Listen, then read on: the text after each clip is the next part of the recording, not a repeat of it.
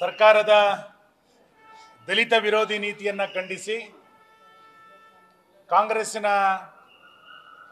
ರಾಜ್ಯ ಸರ್ಕಾರ ಒಂದು ಹಗರಣಗಳ ಸರ್ಕಾರ ಅನ್ನೋದನ್ನ ಕಣ್ಮುಂದೆ ಇಟ್ಟುಕೊಂಡು ಒಂದು ಜನಜಾಗೃತಿಗಾಗಿ ಶನಿವಾರದಿಂದ ಆಗಸ್ಟ್ 3ನೇ ತಾರೀಕಿನಿಂದ ಆಗಸ್ಟ್ 10ನೇ ತಾರೀಕಿನ ತನಕ ಮೈಸೂರು ಚಲೋ ಪಾದಯಾತ್ರೆಯ ಕಾರ್ಯಕ್ರಮ ಅಂತಿಮ ಹಂತಕ್ಕೆ ಬಂದಿದೆ. ಬೆಂಗಳೂರಿನಿಂದ ಮೈಸೂರಿನ ತನಕ 140 ಕಿಲೋಮೀಟರ್ನ ಪಾದಯಾತ್ರೆಯನ್ನ ತಯಾರಿಯ ಪ್ರಕ್ರಿಯೆಗಳು ಅಂತಿಮ ಹಂತಕ್ಕೆ ಬಂದಿದೆ. ಸಮಾರೋಪವನ್ನು ಸೇರಿಸಿಕೊಂಡಂತೆ 8 ದಿನಗಳ ಪಾದಯಾತ್ರೆ ಇದು.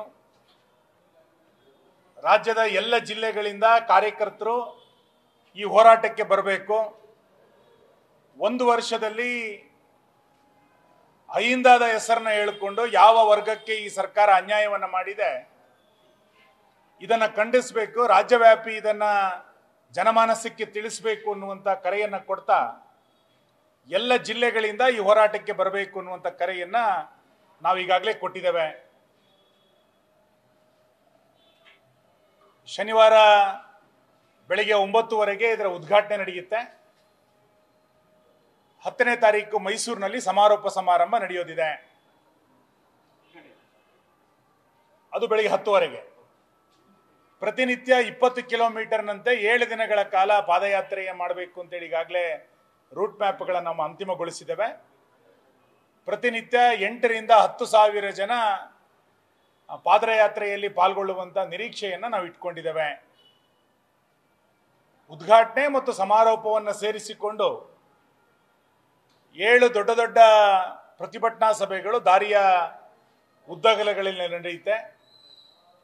ನಮ್ಮ ಎರಡೂ ಪಾರ್ಟಿಯ ಪ್ರಮುಖರು ಆ ಎಲ್ಲ ಸಭೆಗಳನ್ನು ಉದ್ದೇಶಿಸಿ ಮಾತಾಡಲಿಕ್ಕಿದ್ದಾರೆ. ವಿಶೇಷವಾಗಿ ರಾಜ್ಯದ ಎಲ್ಲ ಯುವಕರ ತಂಡ, ಪರಿಶಿಷ್ಟ ಜಾತಿ ಪರಿಶಿಷ್ಟ ಪಂಗಡದ ನಮ್ಮೆಲ್ಲ ಬಂಧುಗಳು, ಮಹಿಳೆಯರನ್ನ ಕೇಂದ್ರೀಕರಿಸಿಕೊಂಡು ಈ ಪಾದಯಾತ್ರೆಯ ಅಂತಿಮ ಸಿದ್ಧತೆಗಳು ನಡೀತಾ ಇದೆ. ಭ್ರಷ್ಟ ಕಾಂಗ್ರೆಸ್ ಸರ್ಕಾರವನ್ನು ತೊಲಗಿಸಿ ಅನ್ನುವಂಥ ಘೋಷಣೆಯೊಂದಿಗೆ ಈ ಪಾದಯಾತ್ರೆಗಳು ನಡೀತಾ ಇದೆ. ಸ್ವತಃ ಮುಖ್ಯಮಂತ್ರಿಗಳೇ ವಿಧಾನಸಭೆಯಲ್ಲಿ ಹಗರಣವನ್ನು ಒಪ್ಪಿಕೊಂಡು ನಂತರ ಅಧಿಕಾರಿಗಳ ಮೇಲೆ ಹಾಕುವಂತ ಪ್ರಯತ್ನವನ್ನು ಇವತ್ತು ಮಾಡಿದ್ರು. ಸರ್ಕಾರಿ ಹಣವನ್ನ ಖಾಸಗಿ ಖಾತೆಗಳಿಗೆ ಕೊಟ್ಟಂತ ಉದಾಹರಣೆ ಕರ್ನಾಟಕದ ಇತಿಹಾಸದಲ್ಲಿ ಮೊದಲನೇ ಬಾರಿಗೆ. ಅಹಿಂದದ ಹೆಸರನ್ನ ಹೇಳಿಕೊಂಡು ದಲಿತರ ಭೂಮಿಯನ್ನ ಸ್ವತಃ ಮುಖ್ಯಮಂತ್ರಿಗಳೇ ಪಡ್ಕೊಂಡಿರುವಂಥದ್ದು ಕೂಡ ಕಾನೂನು ಬಾಹಿರ ಅನ್ನುವಂಥದ್ದು ಇವತ್ತು ಸ್ಪಷ್ಟ ಇದೆ. SCP TSP ಹಣವನ್ನ ಗ್ಯಾರಂಟಿ ಯೋಜನೆಗಳಿಗೆ ಕಾನೂನು ಬಾಹಿರವಾಗಿ ಬಳಸ್ಕೊಂಡಿರುವಂಥದ್ದು ಕೂಡ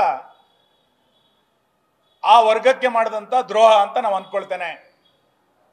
ಈ ಎಲ್ಲ ವಿಷಯವನ್ನ ಇಟ್ಟುಕೊಂಡು ಪಾದಯಾತ್ರೆ ನಡೆಯುತ್ತೆ. ಸಮಾರೋಪ ಸಮಾರಂಭವೂ ಕೂಡ ಅತ್ಯಂತ ದೊಡ್ಡದಾಗಿ ಪ್ರತಿಭಟನಾ ಸಭೆಯ ಮುಖಾಂತರ ಅದನ್ನು ಮುಕ್ತಾಯಗೊಳಿಸಬೇಕು ಅನ್ನುವಂಥ ಚಿಂತನೆಯನ್ನು ಕೂಡ ನಾವು ಈಗಾಗಲೇ ಮಾಡಿದ್ದೇವೆ. ಸುಮಾರು 20ರಿಂದ 22 ಡಿಪಾರ್ಟ್ಮೆಂಟ್ಗಳನ್ನು ಮಾಡ್ಕೊಂಡಿದ್ದೇವೆ. ಇಡೀ ಪಾದಯಾತ್ರೆ ಯಶಸ್ಸು ಆಗಬೇಕು ಅನ್ನುವ ಕಾರಣಕ್ಕೆ ನಾನು ರಾಜ್ಯದ ಎಲ್ಲ ಕಾರ್ಯಕರ್ತರಿಗೆ ನಿಮ್ಮಗಳ ಮುಖಾಂತರ ವಿನಂತಿಯನ್ನು ಮಾಡ್ತೇನೆ. ಶನಿವಾರದಿಂದ ಆರಂಭ ಆಗುವಂತಹ ಪಾದಯಾತ್ರೆಯಲ್ಲಿ ರಾಜ್ಯದ ಎಲ್ಲ ಕಾರ್ಯಕರ್ತರು ಯಾವುದೇ ಗೊಂದಲ ಇಲ್ಲದಂತೆ ಬಂದು ಭಾಗವಹಿಸಬೇಕು.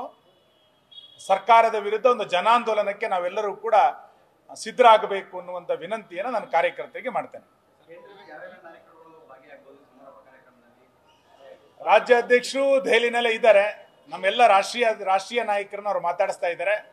ಉದ್ಘಾಟನೆಗೆ ಮತ್ತು ಸಮಾರೋಪಕ್ಕೆ ರಾಷ್ಟ್ರೀಯ ನಾಯಕರನ್ನ ಕರೆಸಬೇಕು ಅನ್ನುವಂಥ ವಿನಂತಿಯನ್ನು ಈಗಾಗಲೇ ನಾವು ರಾಜ್ಯಾಧ್ಯಕ್ಷರಿಗೆ ಮಾಡಿದ್ದೇವೆ.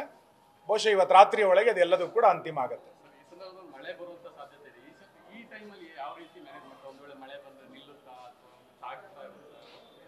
ಅಲ್ಲ, ಪ್ರವಾಹದ ಕುರಿತಂತೆ ಈಗಾಗಲೇ ನಾವು 4 ತಂಡಗಳಲ್ಲಿ ಪ್ರವಾಹದ ವೀಕ್ಷಣೆಯನ್ನು ಕೂಡ ಮಾಡ್ತಾ ಇದ್ದೇವೆ. ಪಾದಯಾತ್ರೆಯ ನಡುವೆ ಮಳೆ ಬಂದ್ರೆ ಪ್ರಾಕೃತಿಕವಾಗಿ ನಾವು ಏನನ್ನೂ ಮಾಡ್ಲಿಕ್ಕಾಗಲ್ಲ. ಆದ್ರೆ ಯಾವುದೇ ಮಳೆ ಬಂದರೂ ಕೂಡ ಪಾದಯಾತ್ರೆ ನಿಲ್ಲೋದಿಲ್ಲ. ಅದರ ನಡುವೆಯೂ ಕೂಡ ಪಾದಯಾತ್ರೆಯನ್ನು ನಾವು ಮುಂದುವರಿಸ್ತೇವೆ.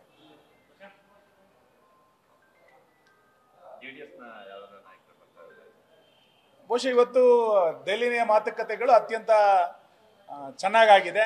ಎಲ್ಲ ನಾಯಕರು ಪಾಲ್ಗೊಳ್ತೇವೆ ಎನ್ನುವಂಥ ಒಂದು ಸಹಮತ ಇದೆ ಎನ್ನುವಂಥದ್ದು ಕೂಡ ಈಗಾಗಲೇ ಡೆಲ್ಲಿಯ ಮುಖಾಂತರ ನಮಗೆ ಗೊತ್ತಾಗಿದೆ. ಒಂದಾಗಿ ಒಟ್ಟಾಗಿ ಈ ಕಾಂಗ್ರೆಸ್ ಸರ್ಕಾರವನ್ನು ತೊಲಗಿಸಲಿಕ್ಕೆ ನಾವು ಒಟ್ಟಾಗಿ ಹೋರಾಟದಲ್ಲಿ ಪಾಲ್ಗೊಳ್ತೇವೆ.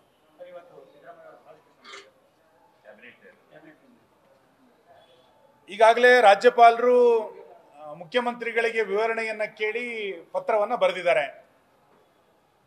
ಮುಖ್ಯಮಂತ್ರಿಗಳು ಇವತ್ತು ಕ್ಯಾಬಿನೆಟ್ ಸಭೆಗೆ ಹೋಗದೆ ಆ ನಿರ್ಣಯವನ್ನ ಖಂಡಿಸುವಂತ ಒಂದು ತಪ್ಪು ನಿರ್ಣಯವನ್ನ ಸ್ವತಃ ಮುಖ್ಯಮಂತ್ರಿಗಳೇ ಮಾಡಿದ್ದಾರೆ.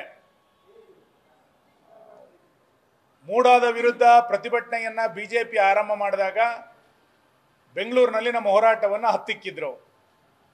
ಸದನದಲ್ಲಿ ಈ ಹೋರಾಟವನ್ನ ಪ್ರಸ್ತಾಪ ಮಾಡಿದಾಗ ಚರ್ಚೆಗೆ ಭಾಗವಹಿಸದೆ ಹೊರಗಡೆ ಪತ್ರಿಕಾಗೋಷ್ಠಿಯನ್ನ ಮಾಡಿದ್ರು.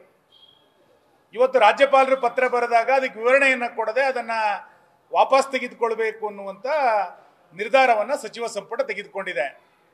ಅಂದ್ರೆ ಸದನದಲ್ಲಿ ಉತ್ತರ ಕೊಡ್ಲಿಕ್ಕೂ ಮುಖ್ಯಮಂತ್ರಿಗಳು ತಯಾರಿಲ್ಲ, ರಾಜ್ಯಪಾಲರ ಪತ್ರಕ್ಕೂ ಕೂಡ ಉತ್ತರವನ್ನ ಕೊಡ್ಲಿಕ್ಕೆ ಮುಖ್ಯಮಂತ್ರಿಗಳ ತಯಾರಿಲ್ಲ. ಅಂತಂದ್ರೆ ಯಾರ ಮನಸ್ಸಿನಲ್ಲಿ ಭಯ ಇದೆ ಆತ ಉತ್ತರವನ್ನ ಕೊಡೋದಿಲ್ಲ. ಹಾಗಾಗಿ ಈ ರೀತಿಯಾದಂಥ ಪಲಾಯನವಾದಕ್ಕೆ ಕಾನೂನಿನ ಮೊರೆಗೆ ಇವತ್ತು ಹೋಗ್ತಾ ಇದ್ದಾರೆ ಮುಖ್ಯಮಂತ್ರಿಗಳು. ಖಂಡಿತ ಈ ಕಾನೂನಿನ ಹೋರಾಟದಲ್ಲಿ ರಾಜಭವನ ಯಾವ ರೀತಿ ಹೆಜ್ಜೆಯನ್ನು ಮುಂದಿಟ್ಟಿದ್ದು ಅದು ರಾಜಭವನಕ್ಕೆ ಬಿಟ್ಟಿದ್ದು. ಅವರು ಆ ಹೋರಾಟವನ್ನು ಮಾಡ್ತಾರೆ, ನಾವು ಜನರ ನಡುವೆ ಹೋರಾಟವನ್ನು ಮುಂದುವರಿಸ್ತೇವೆ. ನ್ಯೂಸ್ ಫಸ್ಟ್ ನಿರ್ಭೀತಿಯಿಂದ ನಿಮ್ಮ ಪರವಾಗಿ.